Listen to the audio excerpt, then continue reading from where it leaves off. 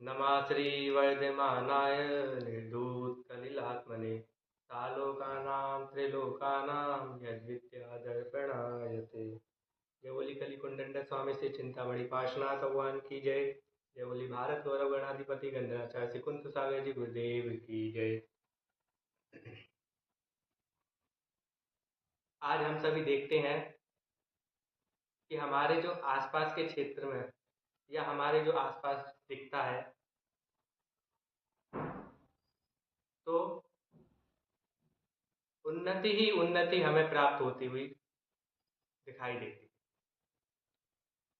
या आप शिक्षा के क्षेत्र में देखें, या आप विज्ञान के क्षेत्र में देखें, या आप कृषि के क्षेत्र में देखें,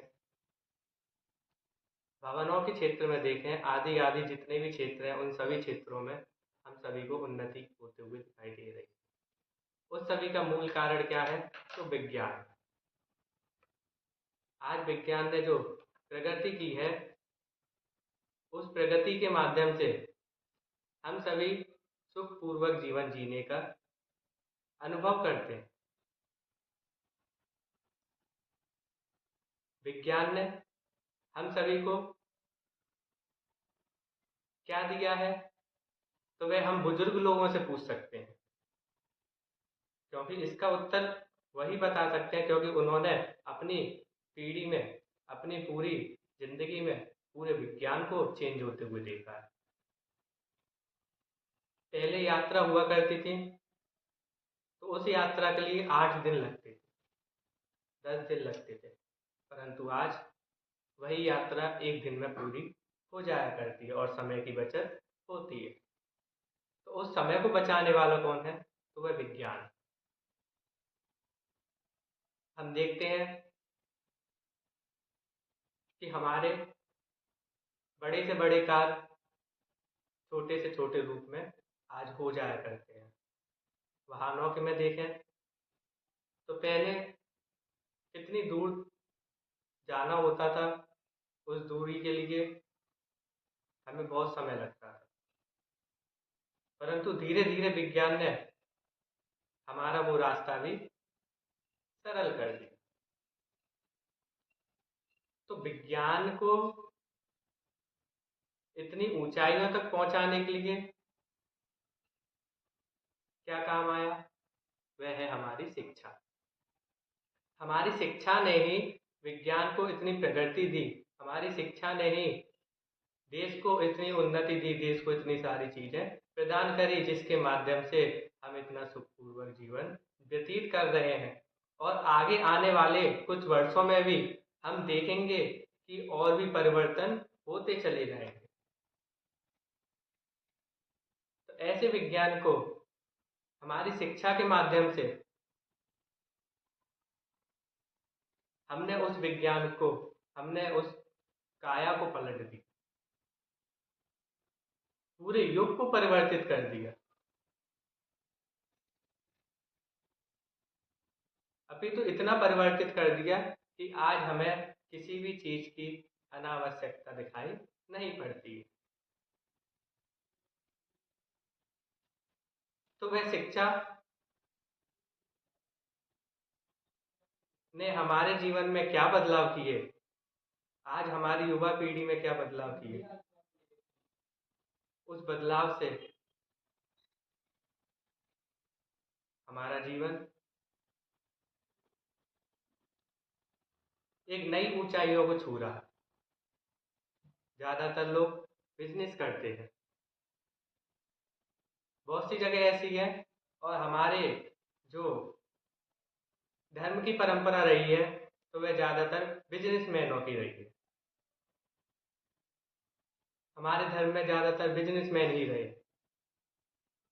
भले ही वो उस चीज की पढ़ाई करते हो या ना करते हो, भले ही वो एमबीए करते हो या ना करते हो, परंतु उनका माइंड वह बिजनेस रूप ही है। एक एमबीए की तरह वे अपना माइंड प्रॉपरली चलाते हैं। तो बिजनेस के माध्यम से आज हम धर्म में इतने आगे पहुंच चुके हैं, आज हमारा धर्म इतने आगे पहुंच चुका है कि 25% टैक्स तक देता है। उस बिजनेस के माध्यम से हमारा मास्टरमाइंड जो है वह इतना पावरफुल है कि उसे सीखने की जरूरत नहीं पड़ती है। परंतु बिजनेस के साथ साथ, उस एमबीए के साथ साथ हमें अपने जीवन में व्यवहार कुशलता भी होना आवश्यक है।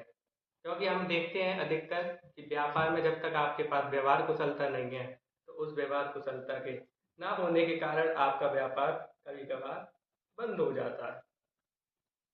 धीरे धीरे करके वह ऊंचाइयां नहीं प्राप्त कर पाते। जीवन जीने के लिए हम व्यापार तो करते हैं, पर व्यापार के लिए अपना जीवन दांव पे लगाना, ये हमें मंजूर नहीं होना चाहिए। व्यापार को अपने जीवन का हिस्सा बनाइए, परंतु जीवन को अपने व्यापार का हिस्सा ना बनाइए। तो उसके लिए सर्वप्रथम हम में व्यवहार कुशलता होना परम आवश्यक है। आप अपने आप को एक कागज ना बनाकर, एक कागज का एरोप्लेन ना बनाकर एक पतंग बनाइए। क्योंकि कागज का एरोप्लेन, कागज का टुकड़ा फूंक मार के उड़ जाता है और वह जल्द ही नीचे आ जाता है। परंतु पतंग अपनी काबिलियत से ऊंचाइयों को छूती है। वह ऊंचाई जिससे वह जब ही नीचे आती है, जब उसका अंतिम समय आ जाता है। तो हमें अपने जीवन को कैसा बनाना है कि जिससे हम ऊंचाइयों को छुए और अपने अंत समय तक उस पतंग के माध्यम से आराम से अपना जीवन व्यतीत करें। तो ऐसे जीवन बनाने के लिए हमें एमबीए न करके हमें एमएलए की करनी पड़ेगी। एमएलए का अर्थ है मास्टर ऑफ लाइफ एडमिनिस्ट्रेशन। हमें अपने जीवन में व्यवहार कुशलता लानी पड़ेगी। यही मैं आज आपको बताना चाहूँगा कि वह व्यवहार कुशलता, वह हमारे जीवन में सकारात्मकता कैसे उत्पन्न हो, जिसके माध्यम से हम अपने बिजनेस के साथ साथ, अपने जीवन के साथ साथ अपनी लाइफ को भी परफेक्ट बना सकें। क्योंकि ये सीखना आपके जीवन में बहुत उपयोगी है। एक उदाहरण के माध्यम से आपको समझाना चाहूँगा। एक बार एक गुरु के पास एक व्यक्ति आता है। वह गुरु के पास आकर बहुत दुखी होता है। तो गुरु उसे उपाय बताते हैं और कहते हैं कि तू कल से मेरी क्लास ज्वाइन कर, जिसमें मैं आत्म साधना के बारे में बताऊंगा, अर्थात अपने में ध्यान लगवाने के बारे में, उस चीज के बारे में आपको बताऊंगा। शिष्य, वह आदमी उनकी बात मान जाता है और उनके समझाने पर समझ जाता है, और परंतु वह नौकरी कर रहा होता है। तो अगले दिन वह अपनी नौकरी से जल्दी फ्री होने का कोशिश करता है, परंतु नहीं हो पाता और टाइम से थोड़ा लेट हो जाता है। दौड़ते दौड़ते वहां पहुंचता है। लेट होने के कारण वह तुरंत जैसे ही पहुंचता है तो इधर जूते उतारता है और इधर अपना छाता रखता है और इधर बैग फेंका अपना और गेट खोलकर अंदर गुरु के पास जाके बैठ गया। बैठते ही हाँफने लगता है और गुरु से क्षमा याचना करता है कि गुरु जी, मैं थोड़ा लेट हो गया, आप मुझे क्षमा कीजिए। गुरु कहते हैं, अच्छा कोई बात नहीं बेटा। तो वह शिष्य कहता है, गुरु जी मेरी क्लास चालू कीजिए। तो गुरु कहते हैं कि क्लास चालू करने से पूर्व तुझे एक काम करना होगा। शिष्य पूछता है कि गुरु जी क्या? तो गुरु कहते हैं कि अगर तुझे शिक्षा प्राप्त करनी है, ध्यान की शिक्षा प्राप्त करनी है, तो सर्वप्रथम तुझे जाकर उन जूतों से माफी मांगनी पड़ेगी। वह शिष्य सुनकर थोड़ा सा चौंका। फिर उसके बाद गुरु कहते हैं कि उन जूतों के साथ साथ उस दरवाजे को भी, उस छाते को भी और उस अपने बैग को भी तुझे माफ़ी मांगनी पड़ेगी। उसके बाद ही मैं तुझे कोई कला सिखाऊंगा। वैसे इससे कहता है कि गुरुजी, ये आप कैसी बातें कर रहे हैं, इनसे भला कोई माफ़ी मांगता है क्या? तो गुरु कहते हैं कि जिस व्यक्ति की व्यवहार कुशलता नहीं होती अच्छी, जो व्यक्ति अपनी सामग्रियों को ऐसे फेंक कर चला जाता है, तो वह दूसरों के साथ क्या व्यवहार करेगा? तो सर्वप्रथम तुम्हें अपनी व्यवहार कुशलता सीखनी होगी, उसके बाद ही मैं तुम्हें आगे की शिक्षा दूंगा। तो कहने का तात्पर्य ये है कि हम अपने जीवन में बहुत ऊंचाइयों को पा लेते हैं, हम अपने जीवन में कई कई मुकाम हासिल कर लेते हैं, परंतु कुछ चीज़ें हम अपने जीवन में ऐसी कर जाते हैं जिसके कारण लोगों के दिलों में एक विपरीत जगह बना दे। तो हमें उस जगह को लोगों के दिलों में छाने के लिए क्या करना चाहिए और अपने जीवन में व्यवहार कुशलता कैसे हासिल करें, उसके लिए हम चलते हैं कि सर्वप्रथम हमें क्या करना चाहिए। तो सर्वप्रथम हमें अपने व्यवहार कुशलता को बनाए रखने के लिए, हमें अपने जीवन को रेगुलर चलाने के लिए, हमें अपने शरीर को मेंटेन करने के लिए हमें क्या करना चाहिए? तो सर्वप्रथम हमें सुबह उठना चाहिए। पहला नंबर क्या है कि हमें सुबह उठना चाहिए। सुबह तो सभी उठते हैं, परंतु सुबह कितने बजे उठना? तो सुबह ब्रह्म मुहूर्त में, आपका 4 बजे से लेकर 5:30 बजे तक का जो समय है, उस समय में आप उठ सकते हैं। जो व्यक्ति, आप सभी में से अगर कोई व्यक्ति, जो व्यक्ति 5:30 बजे तक उठ जाते हैं, वह अपने जीवन में खुद एक नई ऊर्जा महसूस करते होंगे। पूरे दिन की एक नया दिन वो व्यतीत करते होंगे, क्योंकि सुबह जल्दी उठने से हमारे तन मन इन दोनों में एक नई ऊर्जा का संचार होता है और हमारी सोच सही बनी रहती है और हमें क्रोध भी नहीं आता।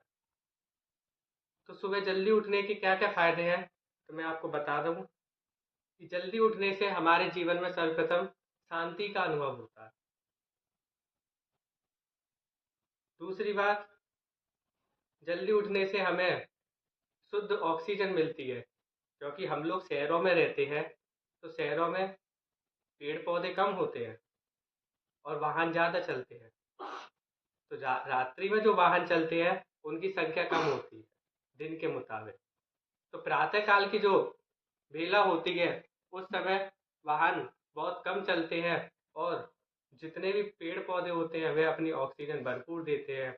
तो उस समय जाकर यदि कोई योगा आदि करते हैं तो उनको ऑक्सीजन शुद्ध मिलता है।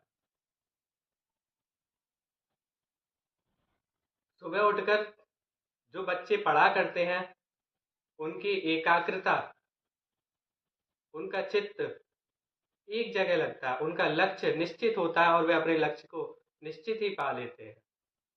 हम देखते हैं कि जितने भी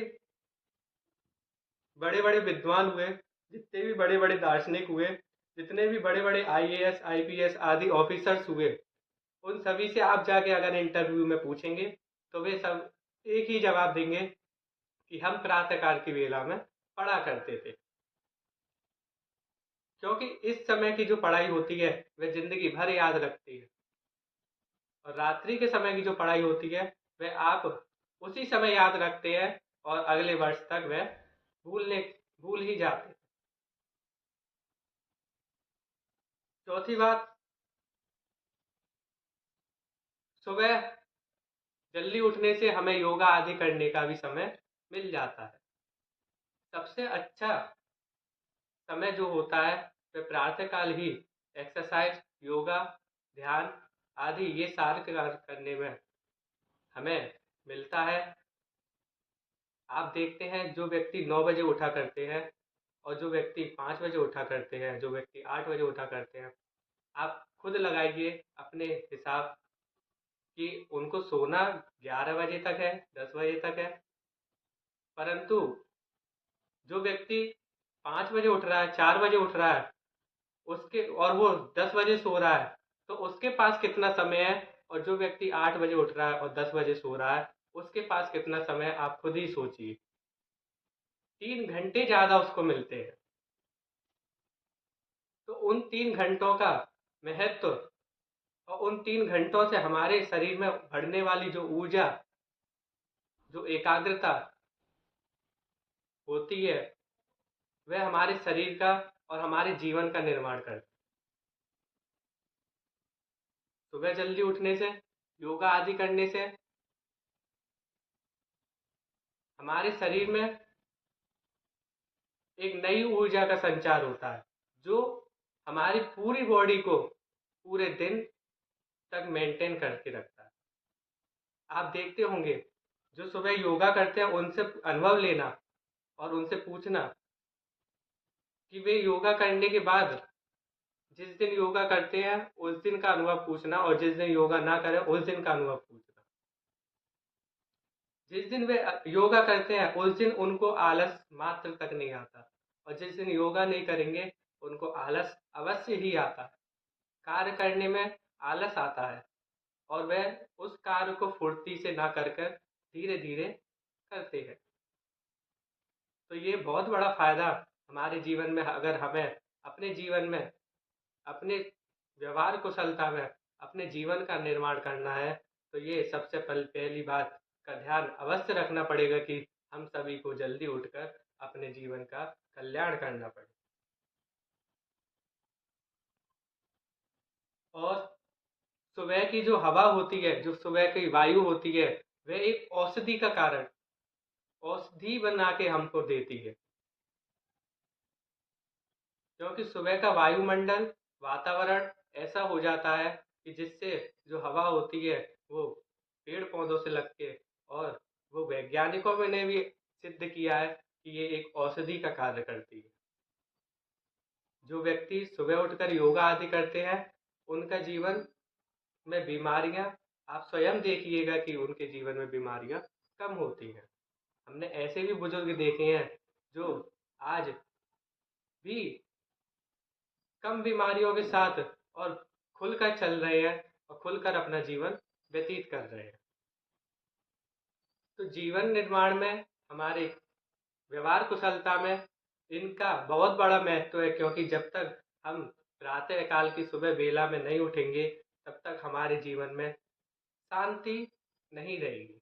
क्योंकि वह माइंड उस प्रक्रिया को नियमित रूप से यदि करता है तो उसका असर, उसकी पॉजिटिविटी एक नए रूप लेती है, और वह पॉजिटिविटी हमें पूरे दिन शांति का अनुभव कराती है। दूसरी सबसे बड़ी महत्वपूर्ण बात कि हमें सुबह उठकर प्रतिदिन एक्सरसाइज, योगा आदि करना चाहिए। क्योंकि हम देखते हैं कि भले ही हमारा आपका पड़ोसी ये हो, आपके पड़ोसी वो हो, लेकिन हमारी आत्मा का जो सबसे पहला पड़ोसी है वह हमारा शरीर है। फिर उसके बाद अन्य सारी चीजें हमारी आत्मा से जुड़ी हुई हैं। तो सर्वप्रथम हमारी आत्मा का जो पड़ोसी, हमारी आत्मा का जो ध्यान रखता है, आपने देखा होगा कि आपके पड़ोसी बुरे काम में, बुरे वक्त पर आपके काम आते हैं। आपके यहाँ कुछ अनहोनी हो जाए तो उस समय आपके सर्वप्रथम पड़ोसी काम में आते हैं। तो हमारी आत्मा का सबसे पहला पड़ोसी कौन है? तो वह शरीर है। तो यदि आप अपने पड़ोसी से बिगाड़ कर रखेंगे तो क्या पड़ोसी आपकी सुनेगा? क्या पड़ोसी आपके दुख दर्द में काम आएगा? क्या पड़ोसी आपके बुरे वक्त में काम आएगा? नहीं। तो इसी प्रकार यदि हम अपने शरीर को यदि हम अपने शरीर की ना सुने, यदि हम अपने शरीर को सुखी ना रखें, तो क्या वह शरीर हमारा साथ देगा? बुरे वक्त पे हमारा साथ देगा क्या? नहीं देगा। तो शरीर को सुखी कैसे रखें? तो शरीर को सुखी रखने का सबसे अच्छा उपाय यही है कि शरीर को मेंटेन रखें। योगा, एक्सरसाइज आदि क्रियाओं से शरीर को मेंटेन रखें। क्यों? क्योंकि जब तक आपका शरीर मेंटेन है, तब तक आपकी आत्मा सुरक्षित है। तब तक आपकी आत्मा में बढ़ने वाले दुख का वेदन कम होगा। आपका शरीर ही आपका एक ऐसा पड़ोसी है जो आपको अंतिम समय तक आपका साथ देता है, और इस जन्म में आने के लिए उसने आपको आसरा दिया। आप एक किराए के घर पे रह रहे हैं, तो उस किराए के घर में रहना है तो उसकी बातों को फॉलो तो करना ही होगा। यदि आप उनकी बातों को फॉलो नहीं करेंगे तो वह किराएदार आपको भगा देगा। उसी प्रकार हमारा शरीर भी हमारी आत्मा को, यदि आप उसकी बात ना सुनेंगे, यदि आप उसको मेंटेन ना रखेंगे, तो वह भी आपको जल्दी बीमार होकर यहाँ से भगा देगा। हम देखते हैं जो एक्सरसाइज आदि क्रिया नहीं करते, उनके जीवन में काफ़ी कुछ बीमारियां उत्पन्न होती हैं। तो वे किसके कारण होती हैं? वे इसी कारण से होती हैं। सबसे अच्छा उदाहरण यही है कि शरीर हमारा एक क्या है, कि हम आत्मा हमारी एक किराएदार है।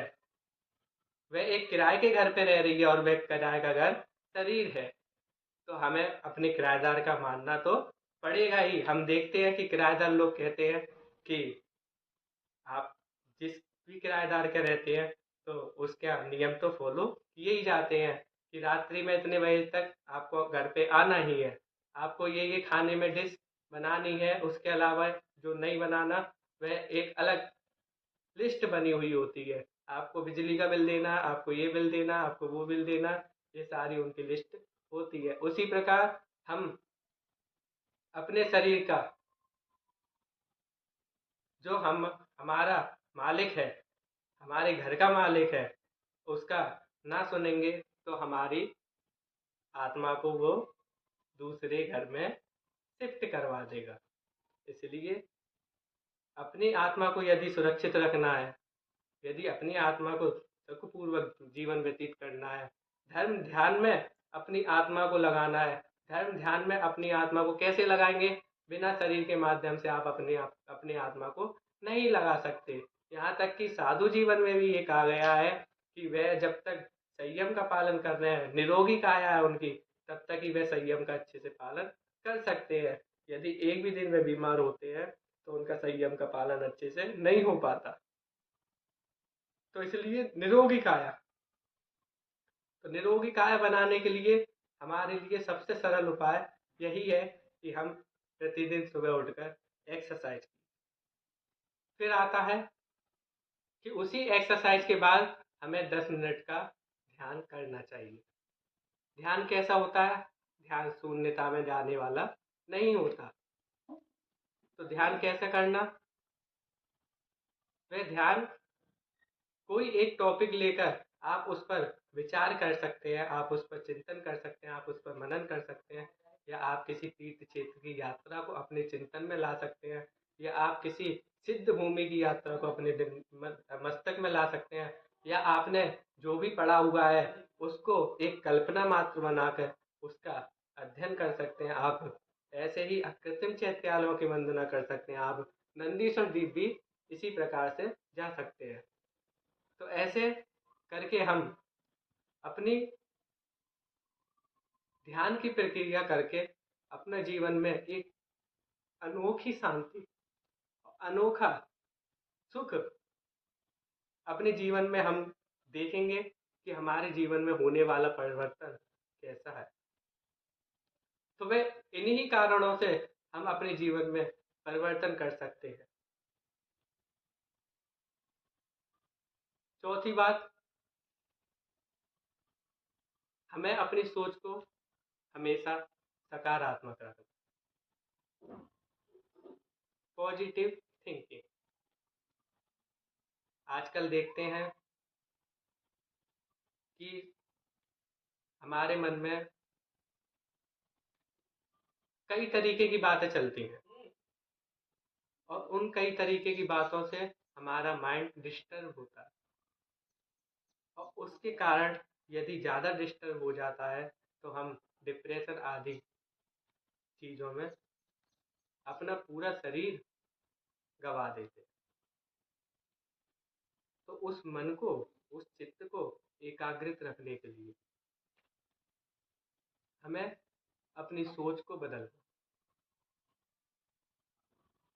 बुराइयां सब में हैं, परंतु आप क्या देख रहे हैं वह आप पर निर्भर करता है। आप उस व्यक्ति की बुराई देख रहे हैं या अच्छाई देख रहे हैं।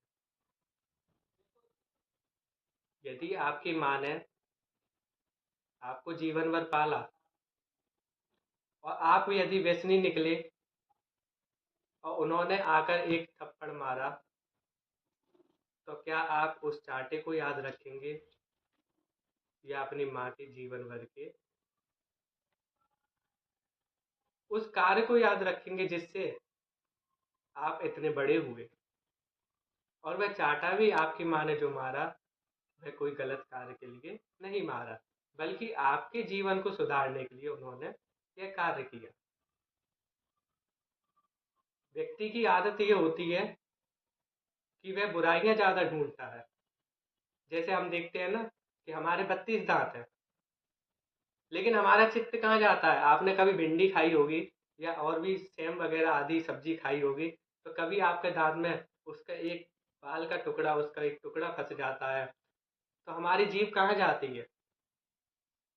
हमारी जीभ उसी जगह जाती है जहाँ पर वह टुकड़ा फंसा हुआ है। वह ये नहीं देखती कि आपके 31 के 31 दांत सही है, परंतु उसकी नजर कहाँ जाती है? कमी पर। तो उसी प्रकार हमारे मन का स्वभाव है कि हमारा मन जो है वह गलतियों पर ज्यादा जाता है। तो उस स्वभाव को कैसे सही कर सकते हैं? तो उस स्वभाव को अपने सकारात्मक सोच के माध्यम से हम उसे ठीक कर सकते हैं, और इसी से हम दूसरों के अंदर कमियां निकालना बंद कर सकते हैं, और उसी से हम अपने जीवन में व्यवहार कुशलता करके अपना जीवन का नव निर्माण कर सकते हैं। और इसी के साथ साथ हमें ये सोचना चाहिए, ये मन में चिंतन करना चाहिए कि मेरे द्वारा बोला गया हर शब्द, हर बात किसी को दुखी ना करे। यदि आपने अपने जीवन में ये बात धारण कर ली कि मेरे द्वारा किया गया कार्य किसी को दुखी ना करे, किसी को परेशान ना करे, तो आप हमेशा जब भी बोलेंगे, जब भी बात करेंगे, जब भी कोई कार्य करेंगे, उससे पहले सोचेंगे कि मैं क्या बोल रहा हूँ। बहुत से लोग, आप हम लोगों ने देखे हैं कि बहुत से लोग बोलते हैं तो उनको मुंहफट भी बोल देते हैं। तो वे मुंहफट क्यों बोलते हैं? कि वह कुछ भी कहीं भी बोल देता। तो हमें, यदि प्रतिदिन हम ये धारणा पाएंगे, प्रतिदिन हम ये दिन में धारण धारण करेंगे कि मेरे द्वारा किसी जीव को दुख ना पहुंचे, मुझे ऐसे वचन, ऐसा कार्य करना है, तो आप अपने जीवन में एक नई तरक्की को पा सकते हैं और सभी से प्रेम करने के भाव बनाकर सभी के प्रिय हो सकते हैं। दूसरा कैसा भी हो,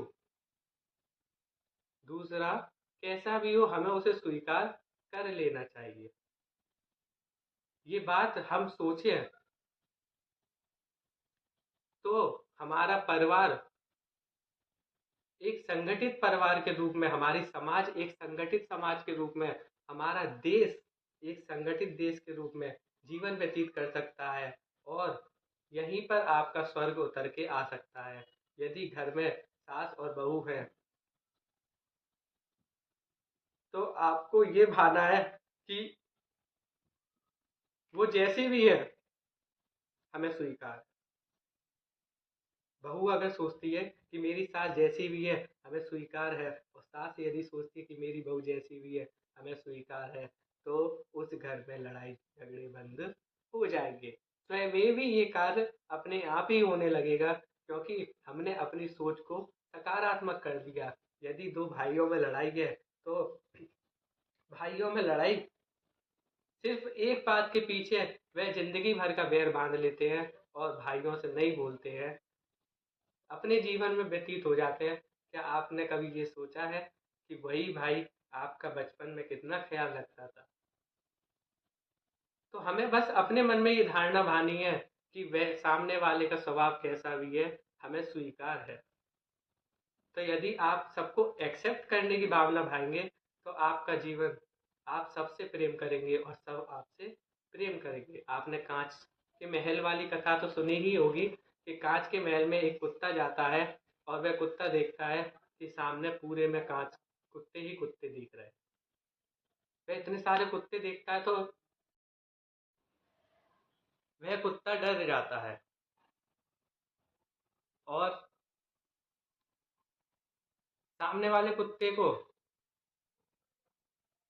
अपने आप से ज्यादा दिखाने के लिए, अपने आप को ज्यादा बताने के लिए वह घुर्राने लगता है। और जैसे ही वह घुर्राता है तो देखता है कि सारे सामने वाले कुत्ते भी उस पर घुर्रा रहे हैं। अब तो उसका मान और बढ़ गया, और जब मान बढ़ गया तो वह उन पर भौंकना चालू कर देता है। जैसे ही भौंकना चालू करता है तो देखता है कि वे कुत्ते भी उस पर भौंक रहे हैं। तो जब वह सामने वाले कुत्ते भी उस पर भौंकते हैं तो उसे और गुस्सा आता है और क्रोध आता है, और वह उन कुत्तों पर झपटने लगता है और झपटने लगता है और इधर नाखून मारता है, उधर मुंह मारता है अपना, सभी कुत्तों के ऊपर वह झपट्टा मारता है।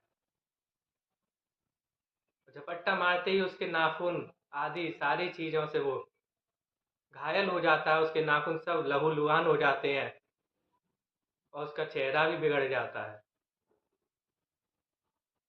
और ऐसा करते करते कुछ ही क्षण में वह जमीन पर आ गिरता है। तभी उस महल का मालिक आता है और वह कांच के महल में से देखता है कि ये कुत्ता यहाँ पर पड़ा है। वह उसे उठाता है और बाहर फेंक देता है। कुछ ही देर बाद वहां एक राजा आता है। वह राजा हाथ में गुलदस्ता लिए हुए वहां आ रहा था और उसने अंदर जाते ही महल में प्रवेश करता है तो क्या देखता है कि बहुत सारे राजा वहां पर पहले से ही हैं। तो वह राजा उन सभी राजाओं को देखकर मुस्कुराता है, और जैसे ही मुस्कुराता है तो वे सारे राजा मुस्कुराते हैं। तो उसे बहुत प्रशंसा हुई, बहुत अंदर से उसको प्रसन्नता हुई कि उसने सभी राजाओं का सम्मान किया और सारे राजाओं ने उसका सम्मान किया। तो नेक भावनाओं को लेकर वे अपने हाथ का गुलदस्ता उन राजाओं को देने के लिए आगे बढ़ता है। तो जैसे ही आगे बढ़ता है वे सभी राजा उसकी ओर बढ़ते हैं, और थोड़ा सा आगे जाते ही वह कांच से टकरा जाता है। और कांच से टकराने के बाद उसे पता चलता है ये तो कांच है और ये मेरे ही प्रतिबिंब है। तो कहने का सार इतना है, ये दुनिया में आप जैसा दूसरों के प्रति व्यवहार रखेंगे सामने वाला भी वैसा ही व्यवहार आपके सामने रखेगा। यदि आप कुत्ते जैसा व्यवहार सामने वाले से करते हैं, दुनिया में करते हैं, तो आपको सामने से भी वैसा ही व्यवहार मिलेगा, आपको पूरी दुनिया वैसी ही लगेगी। और यदि आप राजा की तरह सामने वाले से प्रेम भाव का व्यवहार रखते हैं तो सामने वाले की ओर से भी वही प्रेम भाव, वही वात्सल्य भाव आपको प्राप्त होगा। तो अपनी मानसिकता को, अपनी सोच को डेवलप करने के लिए, अपने जीवन को ऊंचाइयों तक पहुंचाने के लिए हमें अपनी सोच को पॉजिटिव रखना होगा। पांचवी बात है कि प्रतिदिन सुबह उठकर थोड़ा टाइम निकालकर हमें किताब पढ़नी चाहिए।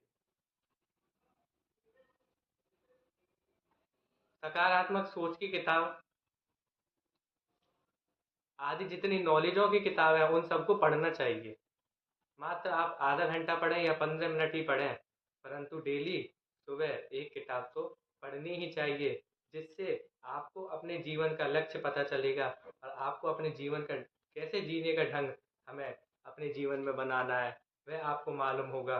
और हम सभी एक अपने जीवन को इस तरीके से बना लेंगे कि हमारी अपने घर में ही नहीं परंतु आसपास में भी हमारी प्रशंसा हो।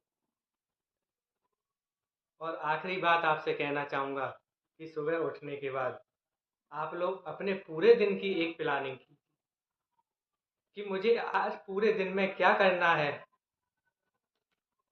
मुझे आज यहाँ जाना है वहाँ जाना है, कितना पैसा किसको देना है, क्या करना है, वह पूरी प्लानिंग आप अपने एक डायरी बनाइए, उस पर नोट करके आप सुबह की अपनी पूरे दिन की चर्या को प्लान करके एक डायरी पर नोट कीजिए और उसी हिसाब से अपना दिनचर्या व्यतीत कीजिए। और अपने जीवन में एक महत्वपूर्ण संदेश दीजिए कि मुझे जीवन का लक्ष्य क्या रखना है, उस लक्ष्य के मुताबिक आप चलेंगे तो आप निश्चित ही अपने जीवन में LMA करेंगे और अपने जीवन को सार्थक बनाएंगे, अपने जीवन को एक